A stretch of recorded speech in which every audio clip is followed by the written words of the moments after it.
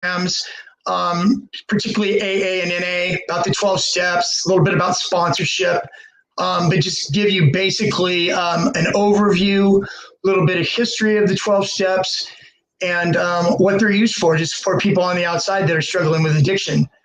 12-step program, AA started actually in the 30s, started in 1935. It was started by Bill Wilson and Dr. Robert Holbrook Smith, who are known affectionately as Bill W. and Dr. Bob, in accordance to the anonymity that AA gives you. So anyways, they started out in 1935. Back then what had happened was Bill W. could not stay sober to save his life, even losing his marriage, different jobs. Finally, what happened, he was hospitalized. And then when he left the hospital, he went out on to a conference. And in the job he had, he was into sales back then in the 30s. And so he goes to this conference, and once the conference is over at 5 o'clock in the evening, usually there's, cocktail parties and different things that salespeople do in the world. So what he did is he went and got on the payphone and called up a church, called a couple churches. And so stayed on the phone with one of these pastors for a couple hours. Then what he started doing is he started running into people that had a drinking problem. He would take them into his house, actually, against his wife's wishes, really. But he was maintaining his sobriety through this. And so what they found out was that him and Dr. Bob, when they met and talked, they found the quality of one addict helping another, to be able to talk to them, be able to give them support, to be able to talk about these things. And as things went along, he learned that he wasn't just actually doing this for that person, but he was also doing it to strengthen his own recovery. So anyways, they started out in 1935. It caught on pretty well. The steps were originally written through the Oxford group, and they had really strong biblical connections. Even though AA is not a religious program, more of a spiritual program. So it took off in 1935. Shortly after, 1953, Narcotics Anonymous, NA, started with a group of 6 men. They had 6 men, and they voted a chairperson. His name was Jimmy Kinnan, who's known affectionately as Jimmy K now back then in the NA circles. They had ups and downs and stuff. NA did for whatever reasons for a while, and it wasn't until 1972 that NA really took off, became worldwide. Brazil, Japan, different places. Now they are on 170 countries and written language. Let me see, 90 languages it's written in. The big book is.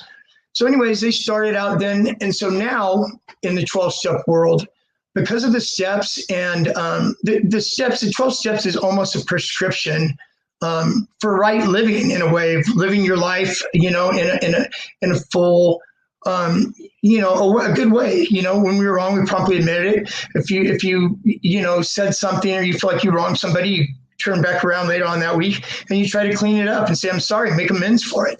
And so I think that's why the 12-step programs have been so successful. Since they started, and because of their success, they've crossed over now. We have Overeaters Anonymous, Gamblers Anonymous, Sex Addiction Anonymous. We have all these anonymous groups basically sharing a couple traits. The 12 steps, they might be a little bit different, but pretty much the same, as well as fellowshipping and, working through different various addictions. So anyways, I'm going to go over the 12 steps briefly with you right now, just to touch on them. Step 1 was we admitted we were powerless over drugs and alcohol and that our lives had become unmanageable. It's just basically getting to a place to where you admit that you do have a problem, admitting it, in addiction and in treatment centers and stuff. One of the very first things that you got to break through with a client is their denial. We hold on to this denial just to hold it. Once we get through the denial and you're able to say that my life is unmanageable, then you're at a place where you could start. Step 2 is we came to believe that a power greater than ourselves could restore us to sanity. So basically what that is that it lets us know that it's not, it's not me. I tried it my way and my way didn't work. So let me reach out and think of something other than myself. Than that. Step 3 was we made a decision to turn our lives in the care of God turn our lives over to the care of God as we understood Him. You'll notice that through 12 steps in different programs, when they mention God, it says followed by as we understood Him.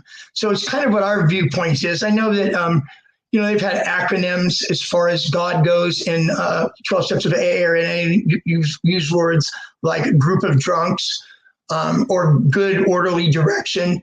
Basically what it is we want to look at something that is beyond us, other than us. So spiritual step. Step 4 is one of the steps that is really hard for some people to do because it makes you sit down. I remember sitting down and writing out my 4th step. And when I was writing out my 4th step, it was hard for me because I had to really go back, and the way I did it in a chronological order. So what I would do is, I started using when I was 17 years old, and then from using my experience of using in criminal activity, just all the damage I did in my life started pretty much back then. And so I had to write down, stuff that I did, things I didn't feel good about, and make this long, exhausted list of it. And so after doing that, then you had to share it with God and somebody other than yourself. And that's usually done with a sponsor. I'll touch on sponsorship here in a minute in regards to what a sponsor, what do you look for in a sponsor, what a sponsor really is, and how to work through that. So I'll touch on that in a minute. So step 6 is we were ready to have God remove all of our defects of character. And so basically what this is that it gave us a chance then, it's our old behavior brought us down the road in our addiction. And so we have all this old behavior, all these things, all these old habits, all these ways of thinking that were bad, negative, that made me live the kind of life that I did. And so basically it's trying to get rid of those old behaviors and start to clean up the mess that, I started. Step 7, I call 6 and 7 the spiritual steps because they're similar to step 3 in the fact about them being spiritual. So step 7 is humbly ask God to remove these defects of character from us. So basically, as far as recovery goes and working the steps and, trusting God and getting out of our own way, humility is so important. I shared my testimony February. This year was February 15th, Saturday, February the 15th, and I believe it still gets restreamed. And so if you haven't saw it, it'd be great if you want to go back there and you want to look at it.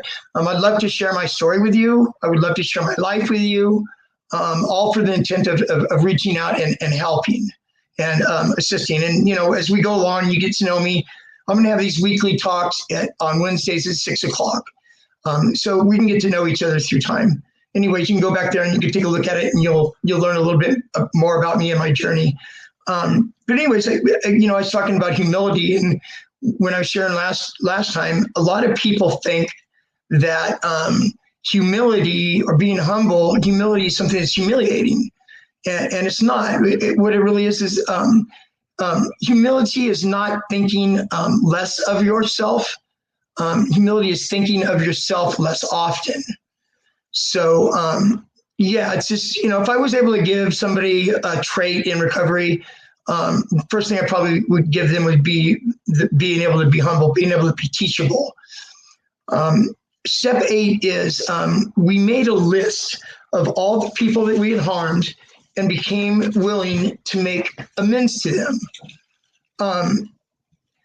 So this is similar to step 4 in the way that, we've got to look back and we've got to list, all these things. And the way that I did step 8 when I did it, I chronologically went back through, probably grab these for me, please. Sorry about that. Knock some stuff over here.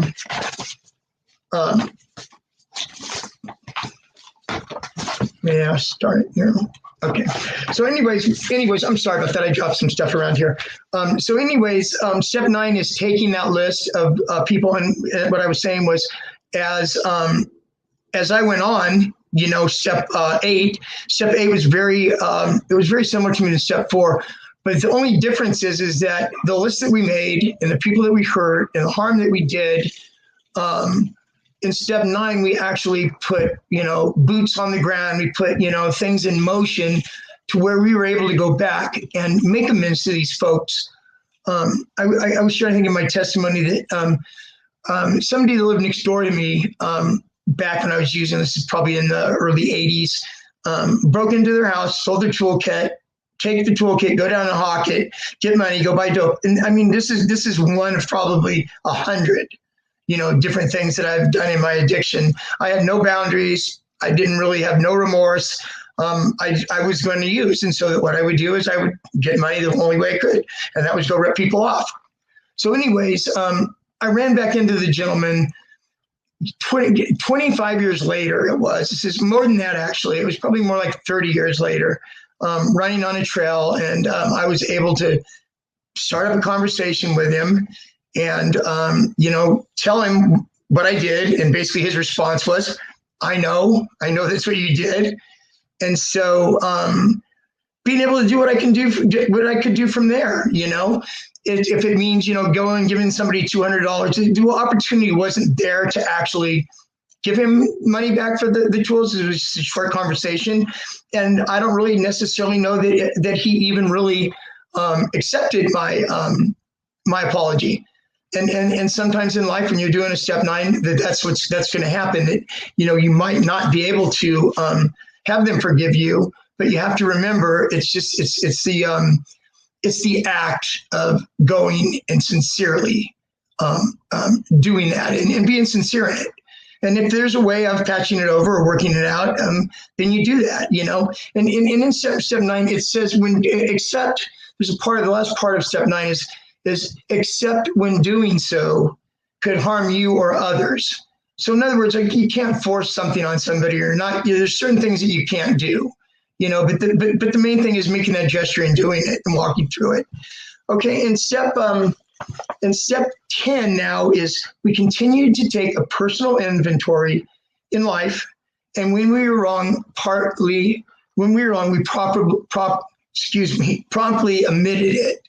So it's similar to step 4. It's similar to step 8 in and of itself. So I like to call steps 10, 11, and 12.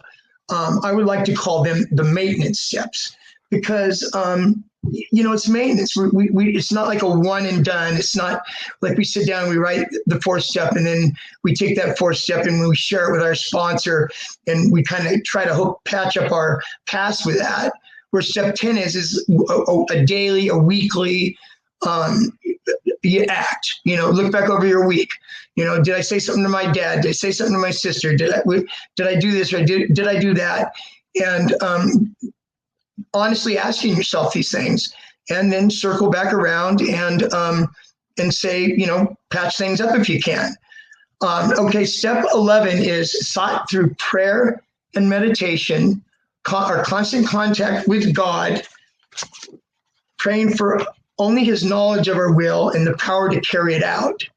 So I work in a treatment facility right now. So I'm able to, you know, help other people. It's, you know, knowledge to carry it out, you know. So it's like I said, it's a maintenance step. It's a step where you're in contact, you know, prayer. For me, it's prayer. For others, it might be something different than prayer. But it's basically a connection to be able to, you know, be in contact with God, kind of be led by God and do that step. Okay, the last step is having a spiritual awakening. As a result of these steps, carry the message to the addicts and practice these principles in all of our affairs.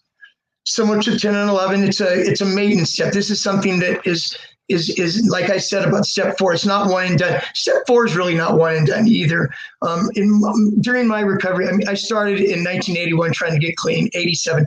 There's been many times and many relapses when I tried to get sober.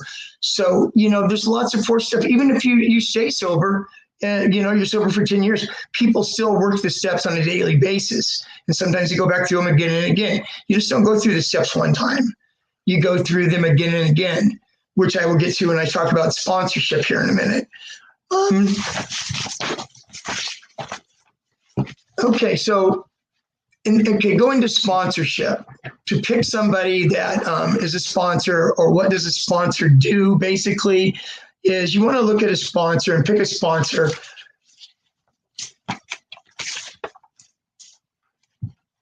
You want to pick you want to pick a sponsor by, listening to his share, watching him in meetings, talk to people. How many people does he know?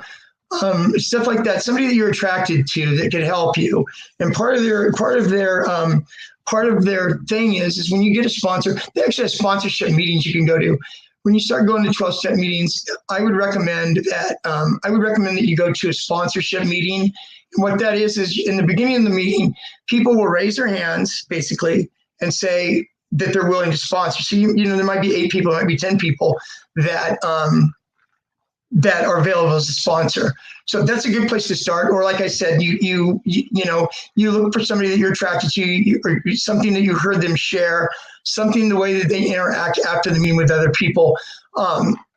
There's a host of that. So what a sponsor is doing, basically, a sponsor is making an agreement to you to walk beside you, to help you through frustrations, to help you through, struggles, to help you through wanting to drink or wanting to use. That's basically what they're signing up for, that they're there for that. And this is a wonderful thing that you're able to sponsor, somebody to be able to sponsor you like that. Also, a sponsor would be somebody to share your hurts, habits, and hangups with. And getting to this is because of the importance of step 5, that you can, share these things with this person, especially in early recovery. People say, oh, well, I don't have a sponsor right now. They've been, sober 2 weeks, 3 weeks. Well, why don't you have a sponsor right now? I just don't feel like, I've met the right person yet. What is the right person, or something you could look for, is what I'm saying. I'm telling you what sponsors do.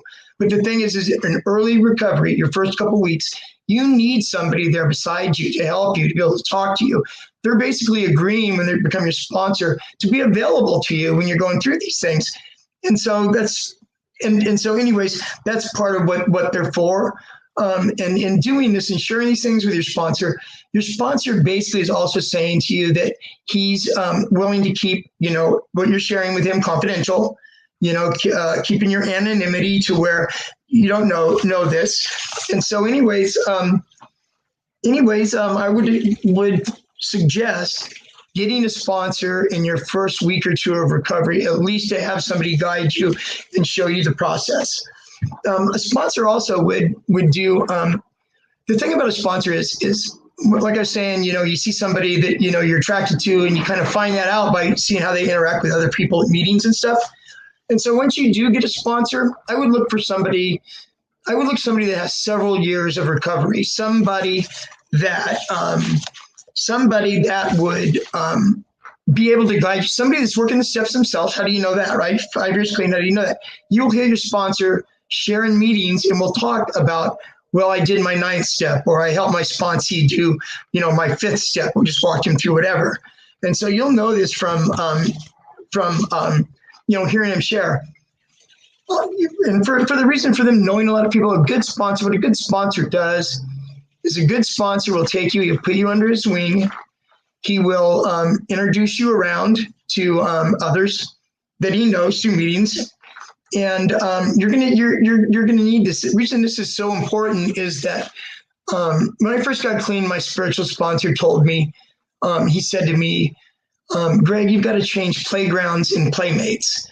And so what that meant is I needed to make new friends. I needed to hang out at different places.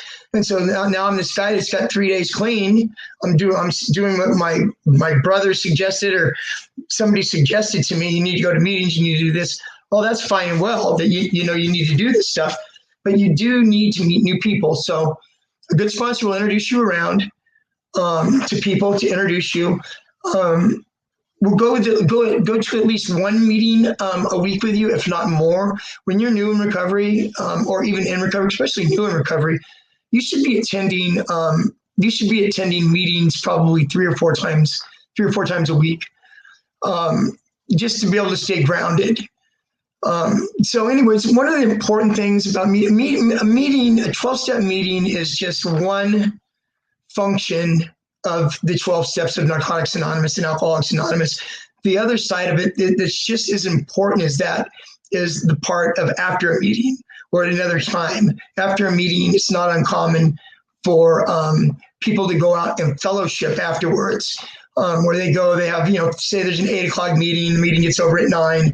It's not unusual for a group of people, 5, 10, whatever, 5 people to go around the corner and sit and have coffee or pastry or whatever there.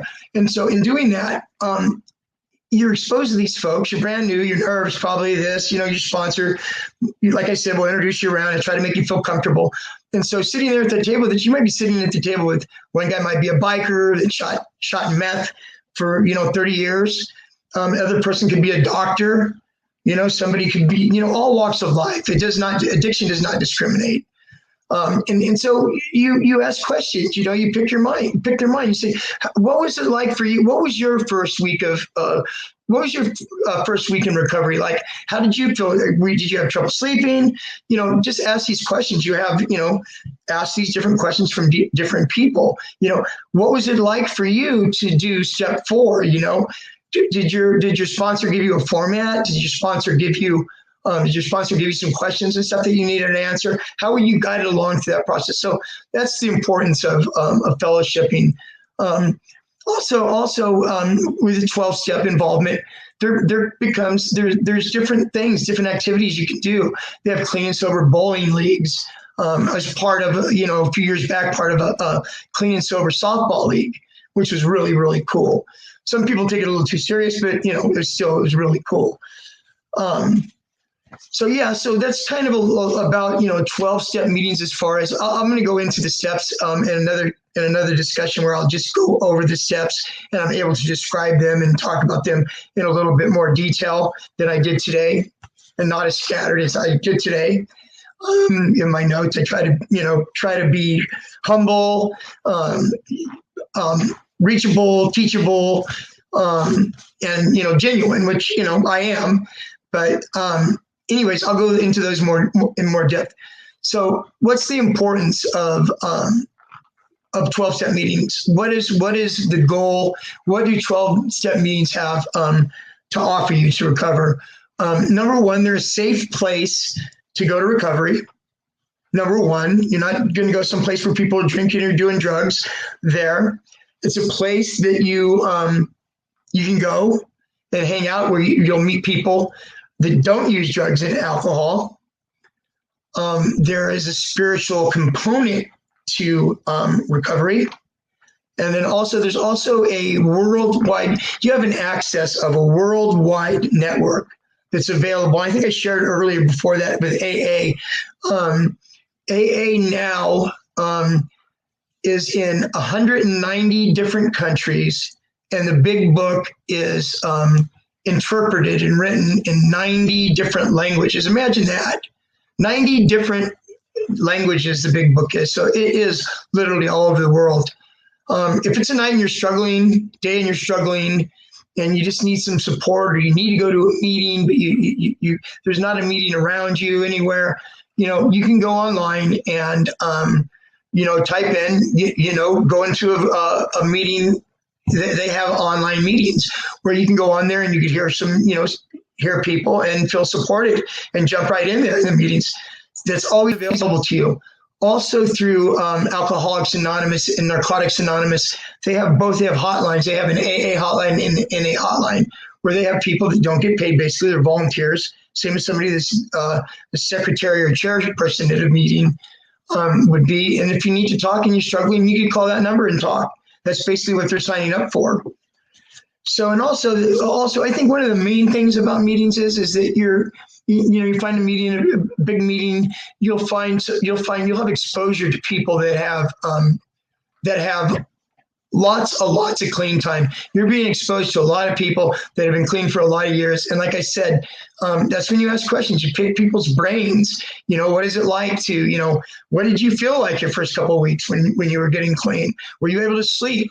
You know, all these questions that we have. I mean, you got to remember that everybody, we're this is one ad. The thing about 12-step is it's one addict helping another addict.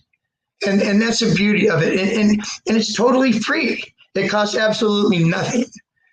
So yeah, that's really nice. And so anyways, I'll talk more in depth next, you know, about the 12 steps as far as, you know, breaking the steps down and what do they mean? What are they like? You know, if you go online, there's 1,000 different people with 1,000 different views of them. And a lot of it is just, you know, jargon and this and that. You know, you need to sit down with somebody. That's why your sponsor is so important. You need to sit down with your sponsor. Your sponsor will break all this stuff down for you in a way that you can understand. Next week, I'm planning on talking about relapse prevention. So we'll go in a little bit about triggers, coping strategies, different things that you can use to walk you through times that you might think are slippery. So next week, I will see you at 6 o'clock next Wednesday. Thanks.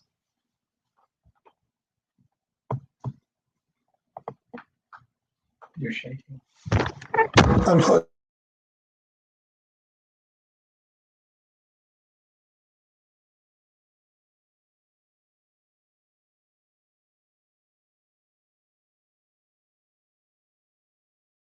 Greg, we have lost you.